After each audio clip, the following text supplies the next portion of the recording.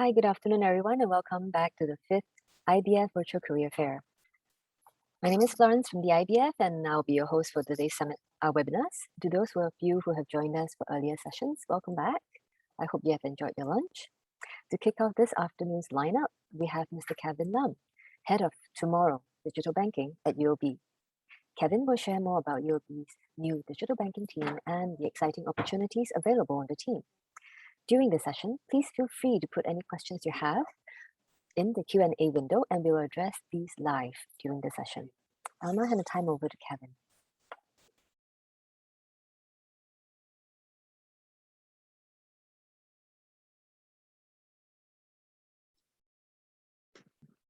Hi, good afternoon. Thank you, Florence. Very happy to be here today. We have quite a bit of information to share with all of you. Could I have my first slide, please?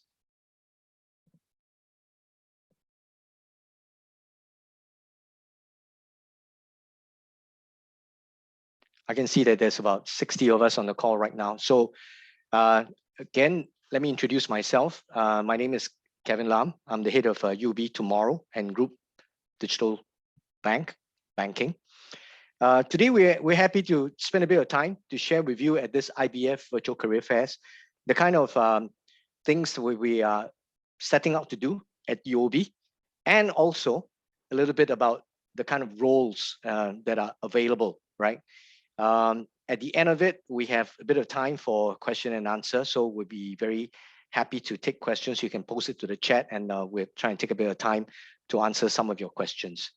So we have two questions to start this particular session. Do you want to be a part of a journey of transformation? The next question, do you want to explore uncharted territories? Because the next slide will tell you these are exactly the kind of opportunities that we are facing in financial services. Well, when I joined banking some 20 plus 30 years ago, right? Banking was about what they call a 363 rule, right? Take deposits at 3%, lend it out at 6%, and be on the golf course by 3 o'clock. That was the kind of impression that was given to us. I think those days are long gone. Today, when we look at banking, it's being completely transformed and reinvented. For quite a couple of years right now, we have graduates and people coming looking for a second career, looking at high tech, looking at different growth industries and appealing more to these industries rather than to more traditional industries such as banking and finance. But I'd like to share with you a different perspective, because today, especially in the last few years, with the releasing of more digital bank licenses all around the world, and here in Singapore, you know that new digital bank licenses has been awarded in Singapore. That is really heating up and transforming the financial services industry. Things like buy now, pay later, which is the name that was given, is a very exciting new area with a different rails of acquiring customers, engaging customers, cloud banking, embedded finance, and blockchain. These are things that are actually transforming financial services and making what was previously a very steady, stable, and if I dare say, even a little bit boring industry, change rapidly and transforming at speed. Next, please. 10 jobs that didn't exist 10 years ago. These are the things that you see on the page here. We never knew that, you know, a YouTube content creator could be a serious role that young people aspire to. Maybe we had some inkling that maybe data scientists, right, with the advent of big data already coming out, could be something that we are looking at. But today, these are just some of the few jobs, right, that we never thought, you know, was going to be a full professional career, now really coming into the mainstream. And I would say that there are many more, right, that today in the financial services, I would like to share with you, right, that are actually emerging. And this entire industry is actually short on talent and looking for people who are willing to learn, willing to contribute into new areas of growth that will set and determine the future. Next, please. A little bit about UOB. As you know, those of you who are dialing in from Singapore or even from Southeast Asia know that we have been around for over 8 decades. We are a leading regional bank in Asia with a comprehensive footprint in Southeast Asia. 25,000 of us work across all these markets, and there's a diverse pool of talent across both the customer-facing functions and what we call the business enabling functions. And UOB is one of the few AA rated banks around the world. I believe that total number doesn't count more than 10 to 20 AA rated banks around the world. And UOB is actually one of the few, I would say, within the top 10, top 20 in terms of this rating across the world. Let me share a little bit more about UOB Tomorrow's vision. Our vision is to be the world's most engaging digital bank. We intend to use digital to engage with our customers. That's the differentiating point that we have. Not just about giving customers a platform or app to serve, but truly having a digital bank that we can converse with the customers. We can engage through anticipating the needs of the customers by the transactions, the data put into our AI engine, that we can curate insights and offer what customers may not even know that they need today for their future. That is our vision, which we started now almost 4 years ago. And we have learned a lot by first launching in Thailand in 2019, and then last year in Indonesia. So in total, the Tomorrow digital bank has close to 500,000 customers, digital only, where we acquire and we serve them. And recently, when we merged Tomorrow with Mighty, we launched UOB Tomorrow in Singapore. Today, when we combine together, we are well above 1 million customers and closing in on 2 million UOB Tomorrow digital banking customers. Next. Our aim in the next 3 to 5 years is to basically develop one single digital bank app to serve the continuum of customers, driving digital adoption to acquire customers, to serve customers, and to engage customers through this rising digital adoption that we see. 3 years ago, when we started the Tomorrow digital bank, which I now call Tomorrow 1.0, we were focused on the millennial segment and what we call the YPF, young professionals, young professional family. But in the last 12 to 18 months, because of COVID, we realized that digital adoption has accelerated much faster than we had anticipated. Just like how we're doing this Singapore FinTech Festival and doing all these talks right now live on Facebook, we probably did not imagine doing as much of this 1.5 years ago. But today, digital adoption has become the mainstream and not just something for the millennial segment.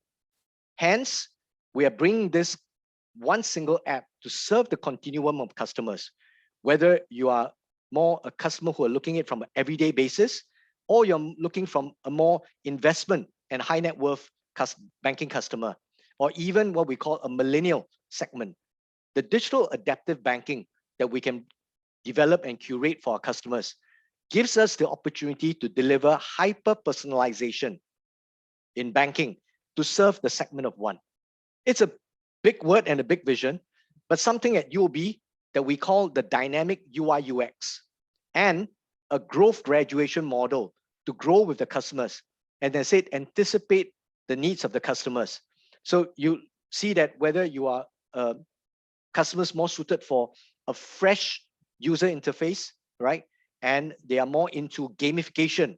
Earn interest with 1.6% on the City of Tomorrow, which is a gamification platform that we have developed in UOB that engages our customers through gamification to help customers improve their saving and spending patterns.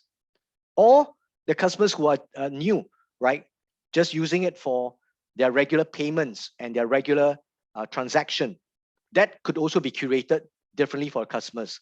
Or from the customers who are more interested in investments, right? Then they're looking at investments. What's the right time to invest? All of these different dynamic UI and UX can be curated and anticipated for our customers in the coming future that we hope to deliver. Next. Now, one of the key things that we announced today at the Singapore FinTech Festival was the launch of our Carbon Insights program for ASEAN, supporting our customers to live, play, and invest sustainably. This particular feature capability speaks about the kind of philosophy that UOB stand for. And this is something that we would like to really communicate and emphasize out there, because the image and the impression of banks as employers, as a place, may be somewhat outdated. As I mentioned, since the launch of the digital bank licenses, and also in the last few years, there's a big cultural mindset shift in financial services and in banking, pushing that transformation to help us all at management, or with all our shareholders and our stakeholders, think about sustainability, think about making sure that whatever that we invest and whatever that we finance is something that is sustainable for the future. Now, I need not talk a bit too much about the COP26, right, which is about the global warming and global climate. These are things that basically at UOB, we are very attentive and we're very focused on delivering sustainable digital finance into the future. So if you want to work for a company, we're not just doing the most exciting things, but have our values and our focus on making sure that this is truly a long-term sustainable company. Next. A little bit about our ways of working. Big words here: ethos, culture, delivery. But in essence, I'd like to share with you is that the bank basically in the last 3 to 4 years at UOB has injected a spirit of innovation and progressiveness guided by our long-term values. And the starting point of all of these is actually our customer, not the product, not selling something to our customers, but what is actually right and what is good for the customer. That is actually at the heart of our ethos. And how do we do it?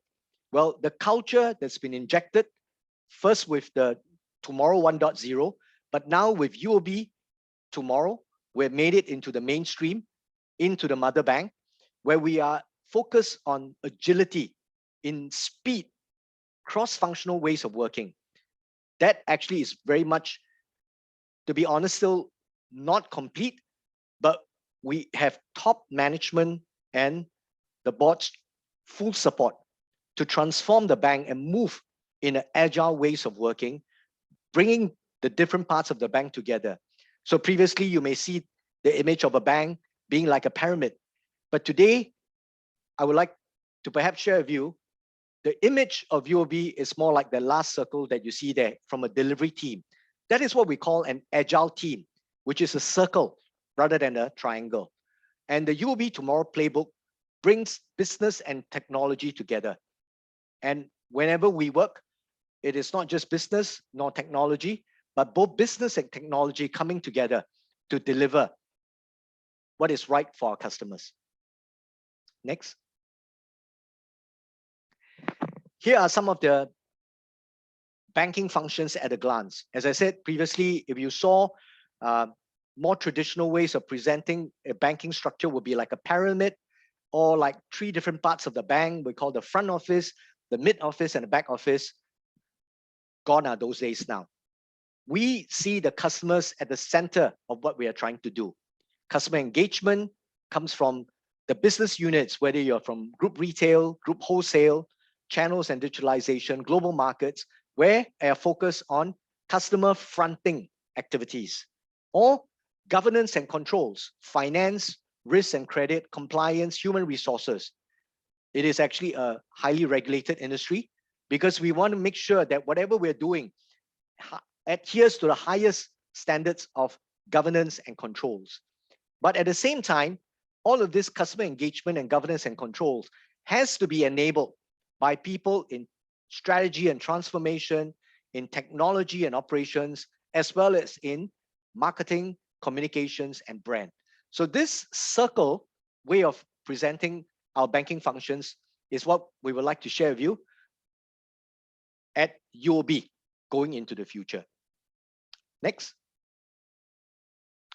Again, from a circle perspective, at the center, I've spoken about this, building the world's most engaging digital bank. These are the kind of different regional opportunities that are available, right? Product owners, this is actually a fairly new role in the last few years. We call this probably more appropriately digital product owners, owning a digital product and having both the business knowledge and technical knowledge. So whether you're coming from the business side, you're coming from the technical side, we have programs that actually put together product owners who work directly with our technology teams to deliver software products into reality.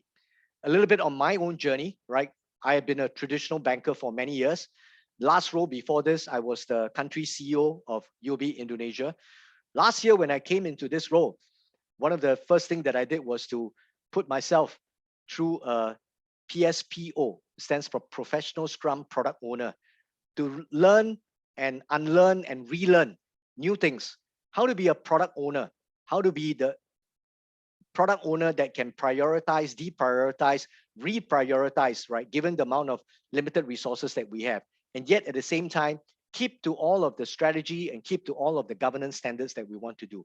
So this is an area in terms of a digital product owner, which is high in demand and short on supply right now.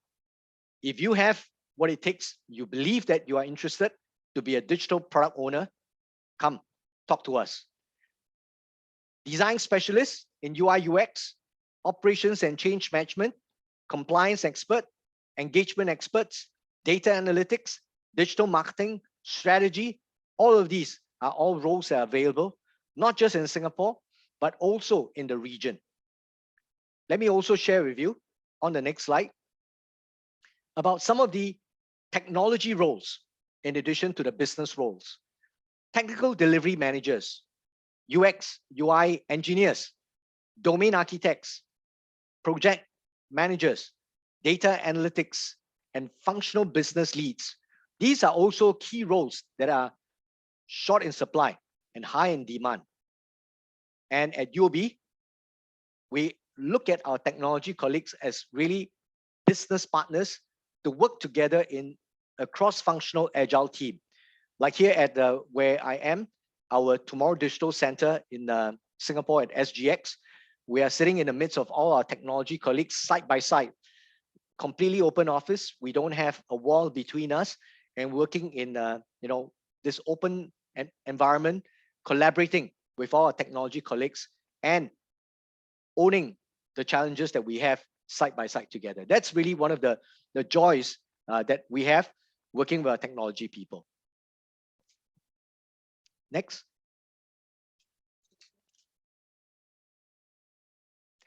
Now, I'm going to share with you a video, right, of this new recent launch that we have made in Singapore. It gives you the sense of the vibrancy and the kind of ambition that we have. And when the video is over, I would like to maybe just open up the time and take some questions. I see over 90 participants on the call already today. Let's watch this video.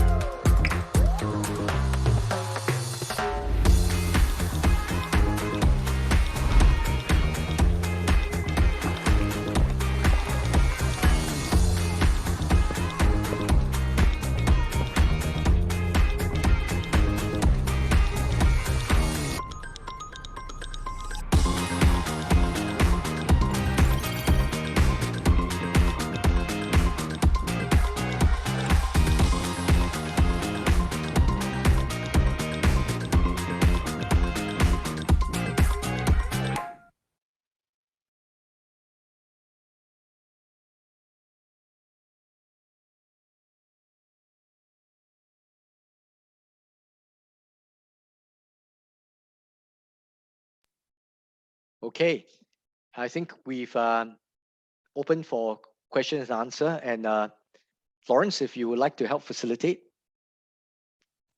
Sure. The audience is welcome. They are welcome to put in questions in the Q&A window. There's a Q&A button at the bottom of your screen. So if you just click on that and type in your questions, we'll be able to take them on air.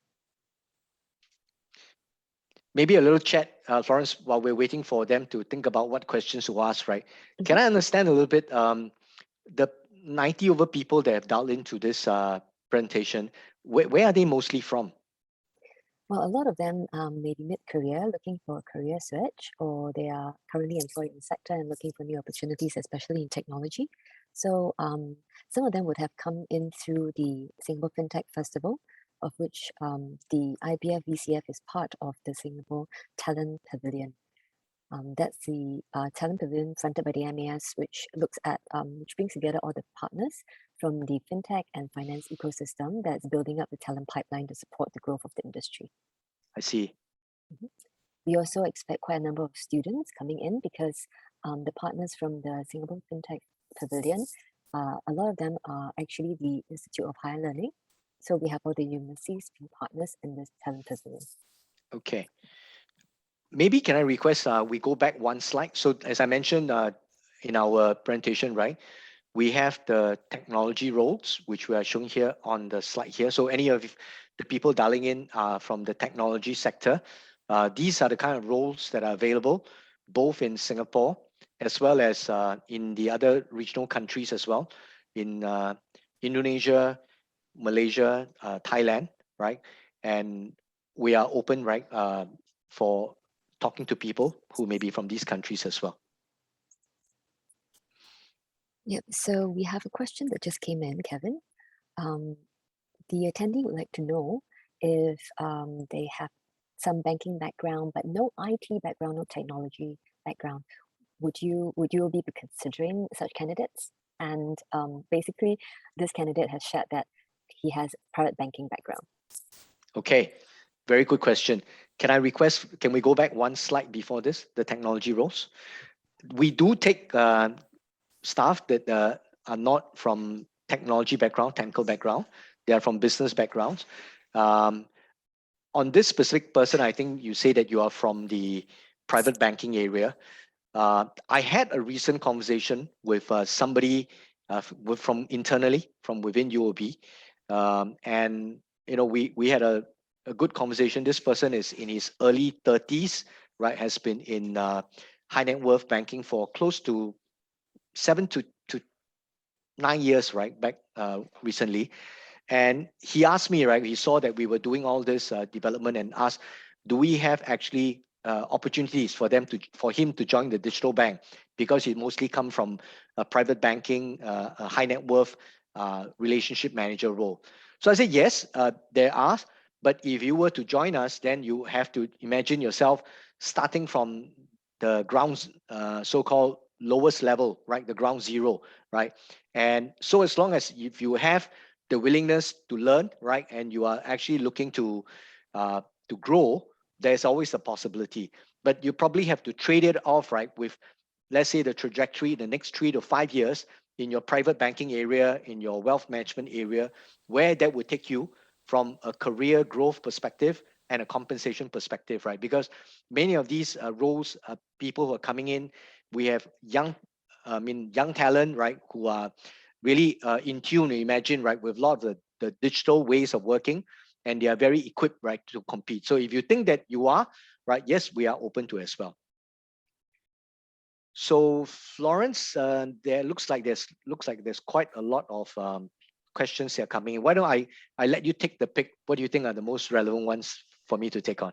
Okay, I think why don't you take a question about whether UOB would consider mid-career candidates above 40? Okay, I think that's an easy one. The answer is yes. Recently, I have a colleague who's just joined us about 6 months ago. He was previously working in one of the Singapore local banks.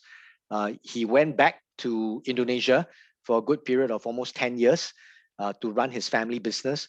But during the COVID period, he decided to come back to Singapore because his family is half considered his kids grew up in Singapore and were schooled in Singapore. So he used to travel back and forth between Jakarta and Singapore. So he's actually one person that we took in from a mid-career. But as I mentioned, even though in total his working experience probably about 16 years, but we had to, in a way, count him back to the point when he was in banking for the first six years and restarted, right, like a person who was in this space for the first 6-7 years and move in from this particular area. So mid-careers we do take, and it really looks at what is the kind of relevant experience that you have. I would say that there are a lot of people, we were talking about people in the front line who knows the systems, right? Especially, in fact, if you're any UOB colleagues out there, right? If you're in the front line, in the branches, right, in operations, you know the systems, you know the bank's processes very well. You are able to help articulate and document the requirements and understand the customer experiences, right? We have roles that basically what we call business analysts that can translate user requirements into user stories and help do the user testing, ensure the quality, right? That's also one of the areas where we are looking for mid-career hires. I see. Thank you so much.